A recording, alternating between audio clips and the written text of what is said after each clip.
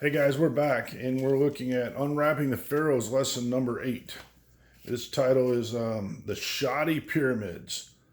Okay, so we just talked about, the Great Pyramid and the other three iconic pyramids that are found in the Giza Plateau and part of the 4th dynasty. And now we're coming into the 5th dynasty.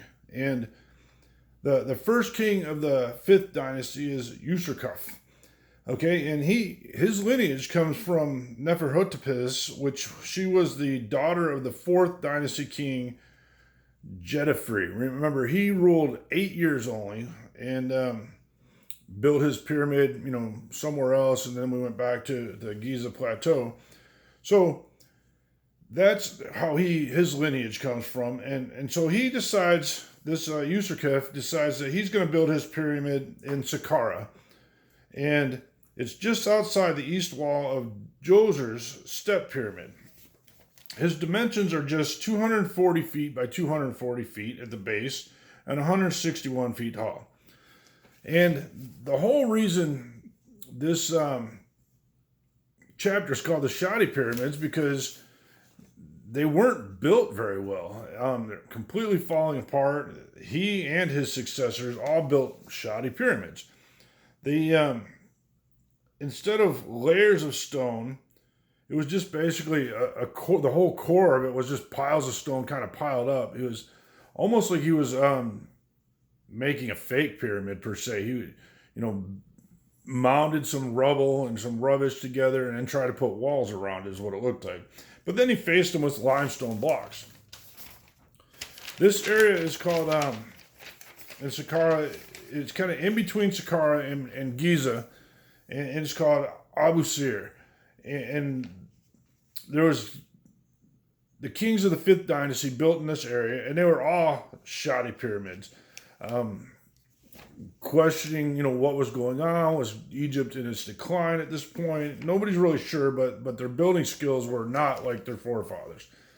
However, some interesting features do come out from looking at this area and discovering this area, and one of them was all of these kings of the 5th dynasty built sun temples around their pyramids. And we also found a lot of important written documents in the areas. One of the kings, his name was Sahure, he ruled after Userkaf, and one of his pyramids is one we found, and his family Kentakis was labeled as the mother of 2 kings, and she was Userkaraf's father, and the father was Userkaraf. His pyramid is only 256 feet square at the base and 154 feet high. However, one of the interesting facts of Sahure's pyramid is they found 4 different stones with descriptions on them, painted and writing descriptions on them. One of the stones names 4 work gangs and pictures one gang pulling ropes to move the stones. Another one shows the fitting of the pyramidion to the apex of the pyramid. The pyramidion is that very top piece of the pyramid, that very triangular, 3-dimensional shape that sits right on top.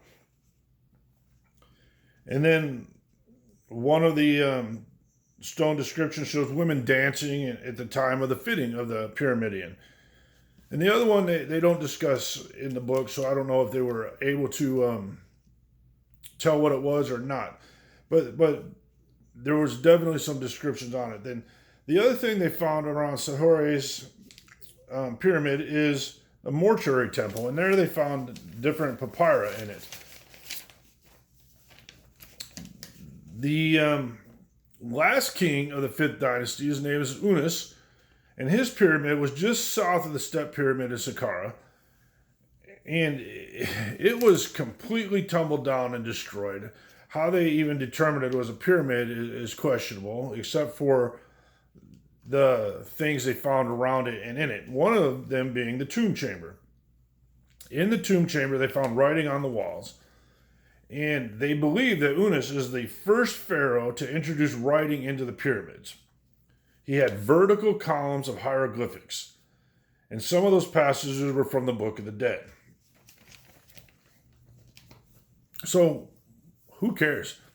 I mean, if we want to talk about the Great Pyramids and the all the beautiful pyramids and the statues that we find and all these other things, so why are we talking about shoddy pyramids? Well, there's some importance to them because from the excavations at Abu Sir, we found 2,000 pieces of papyrus. They were found in Pharaoh Neferef's mortuary temple. It was in the pyramid of Queen Khetahalis, and there was six, supposedly, according to these pieces of papyrus, there were 6 sun temples, but they only found 2 of them. So there's a bunch of Czechoslovakian archaeologists over there that are continuing to search for them. They also found the cemetery of royal princesses, and they found a pyramidion, which is one of only 3 that they've ever found. Another thing they discovered or found at Abu Sir is the tomb shaft of Ayufa. Okay, they say that the tomb shaft of Ayufa is the most exciting find because it was a completely intact tomb below.